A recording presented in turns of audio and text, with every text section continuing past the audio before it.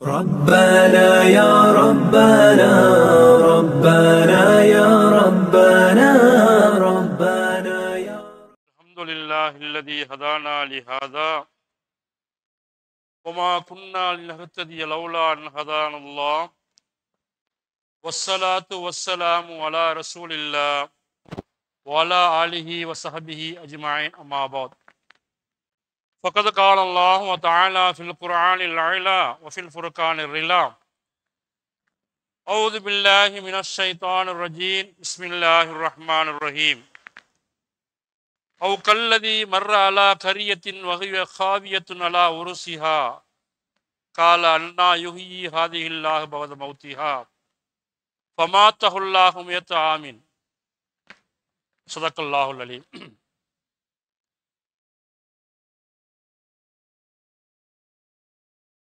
கண்ணியத்திற்குரிய இந்த 100வது மாத சொற்பொழிவு விழாவை தலைமையேற்று நடத்தி கொண்டிருக்கக்கூடிய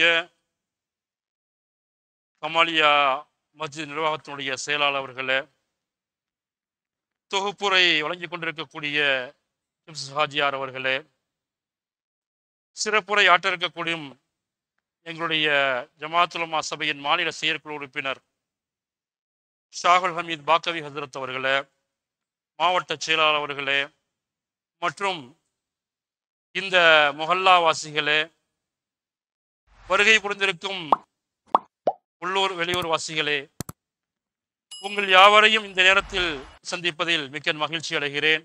அல்ஹம்துலில்லாஹ். நிகழ்ச்சியினுடைய துவக்கத்திலே செயலாளர் அவர்கள் சொன்னார்கள், இந்த 100 மாதங்களை கடந்து வந்த நிகழ்வை பற்றி ஒரு சில விஷயங்களை சொன்னாங்க. ஒரு சில நேரங்களிலே சில பிரச்சனைகளையும் சொல்லி காமிச்சாங்க. நமக்கு ஒரு ஞாபகம், இன்று ஹிஜ்ரி 1446வது நாளுடைய துவக்கம்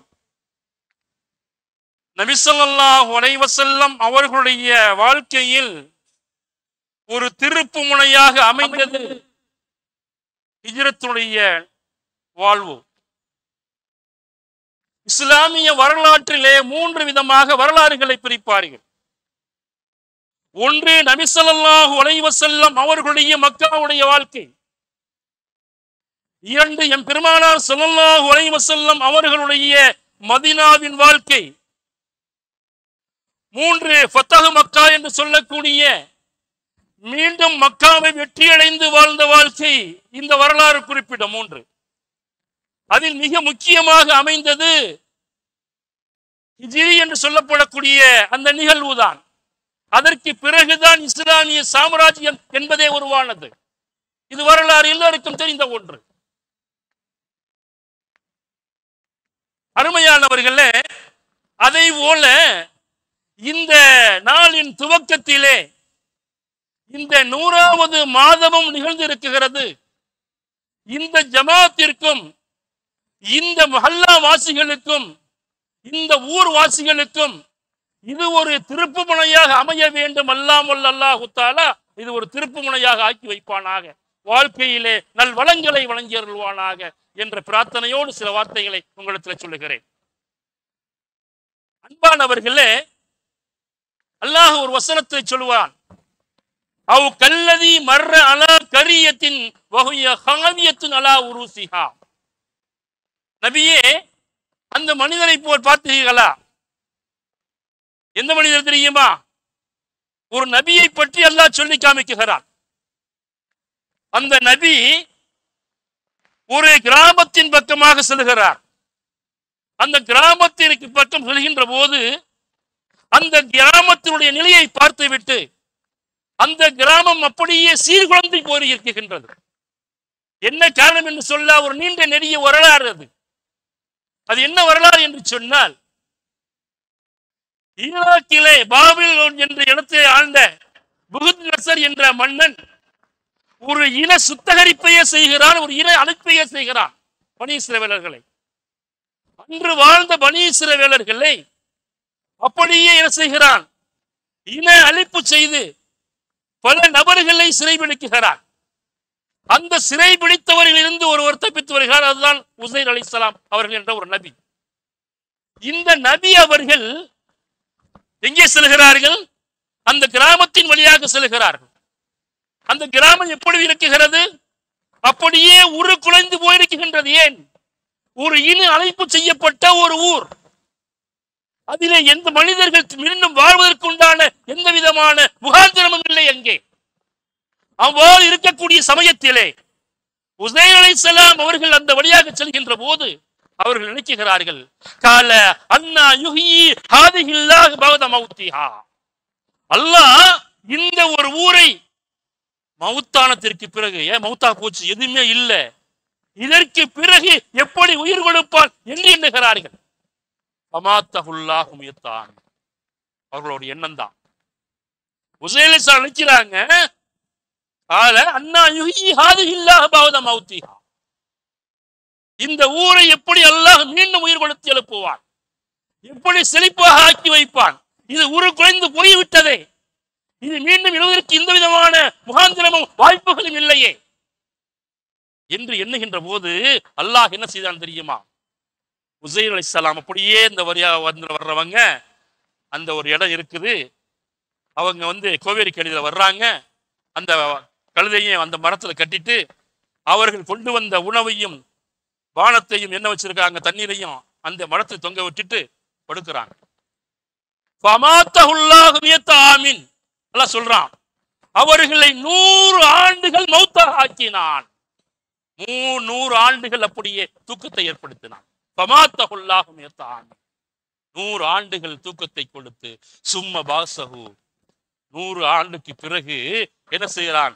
அவர்கள் எழுப்பி கேட்கிறான், அல்லாஹ் கேட்கிறான், காலகம் லபிஸ்த, உசைரே எவ்வளவு நாள் இந்த நிலையில இருந்தீங்க, எவ்வளவு நாள் தூங்குனீங்க?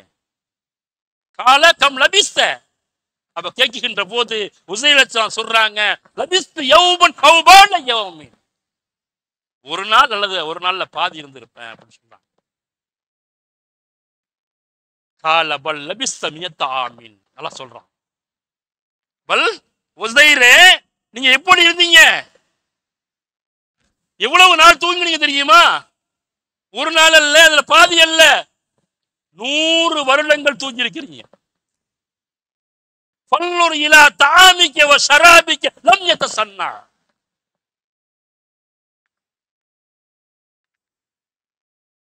100 வருஷம் இப்படி இருந்திருக்கிறீங்க. நீங்க கொண்டு வந்த அந்த எது இருக்குதே, உணவு இருக்குகிறதே, அந்த உணவும் தண்ணீரையும் நீங்கள் பாருங்கள், லம் யதஸன்னா, அது கெட்டு போகல, அப்படியே இருக்கு. நீங்க கொண்டு வந்த உணவு அப்படியே இருக்குது, நீங்க கொண்டு வந்த அந்த தண்ணீர் பானம் அப்படியே இருக்குது, அதை எதையும் அல்லாஹ் தஆலா செய்யல, மாற்றல. லம் யதஸன்னா, அது கெட்டு போகல. எப்படி கொண்டு வந்தீங்களோ அப்படியே தான் இருக்குது 100 ஆண்டுகள் ஆனாயும். ஃபல்லுர் இலா ஹிமாரிக வ நஜஅலக ஆயத்தன். ஆனால் என்ன ஆனது தெரியுமா? என்ன ஆனது தெரியுமா? அவர்கள் பிரயாணித்து வந்த அந்த கோவேரி கழுதை அது ஊருகுழந்து எல்லா சதைகளும் எல்லாம் போய்விட்டு அதனுடைய எலும்பு மட்டும் இருந்தது. அதனுடைய எலும்பு மட்டும் இருந்தது. மீண்டும் அல்லாஹ் தஆலா அதற்கு உயிர் கொடுத்தான். உயிர் கொடுத்து எப்படி தெரியுமா? உயிர் கொடுக்கின்ற போது அந்த எலும்பிலே அதனுடைய தசைகளும் அதனுடைய மற்ற உறுப்புகளும் அப்படியே சேர்ந்து கொள்வதை யார் பார்க்கிறார்? உசைர் அலைஹிஸ்ஸலாம் கண்ணால் பார்க்கிறார்கள். இதை காயத்தன் ஒரு அத்தாட்சிகளாக நாம் வச்சிருக்கிறோம் அப்ப நல்லா சொல்றோம். அப்பதான் உசைர் அலைஹிஸ்ஸலாம் நினைக்கிறாங்க, கால அயலமு அன்னல்லாஹ் அலா குல்லி ஷைஇன் கதீர். நான் என்ன செய்கிறேன், இப்பொழுது நான் விலகிக் கொள்கிறேன், அல்லாஹ் அனைத்து பொருள்கள் மீதும் சக்தி பெற்றவன் என்பதை நான் உணர்ந்து கொள்கிறேன் என்று உசைர் அலைஹிஸ்ஸலாம் சொன்னதாக அல்லாஹ் தஆலா சூரத்துல் பக்ராவுடைய இந்த வசனத்தை சொல்றான்.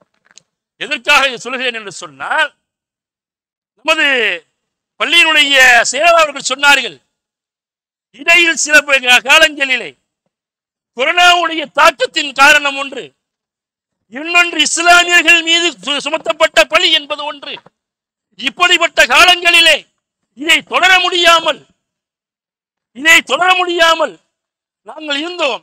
ஆனால் இன்று அல்லாஹ்வுடைய உதவியால் 100 மாதங்களை 99 மாதங்களை குடித்துவிட்டு இன்று 100வது மாதத்தில் அடியெடுத்து வைத்திருக்கின்றோம். எப்படி ஹிஜ்ரத்துடைய 1446வது வருடத்திலே முதல் நாளை அடியெடுத்து வைத்திருக்கின்றோமோ அதே போல இன்று இந்த கமாலியா ஜாமியா மஸ்ஜிதிலே நடைபெற்றிருக்கக்கூடிய 99 ஆண்டுகள் முடிந்து இப்போது 100வது 99 மாதங்கள் முடிந்து 100வது மாதத்திலே நாம் அடியெடுத்து வைத்திருக்கிறோம் என்று சொன்னால் அல்லாஹ் எதையும் சாதித்து காட்டியக்கூடியவன். அங்கே உசைன் அலைஹிஸ்ஸலாம் அவர்களுக்கு ஒன்றை சாதித்து காமித்தான், அவர்கள் விளங்கிக் கொண்டார்கள். அதே போல எந்த சூழ்நிலையில் வந்தாலும் அல்லாஹு தஆலா இந்த விஷயங்களை எப்படி 99 முடித்து 100ஐ கொடுத்தானோ இதே போல மென்மேலும் 101, 102, 103 என்று காயிமன் தாயிமன் நாம் இருக்கிறோமோ இல்லையோ அடுத்த சந்ததியில் வருவார்கள்,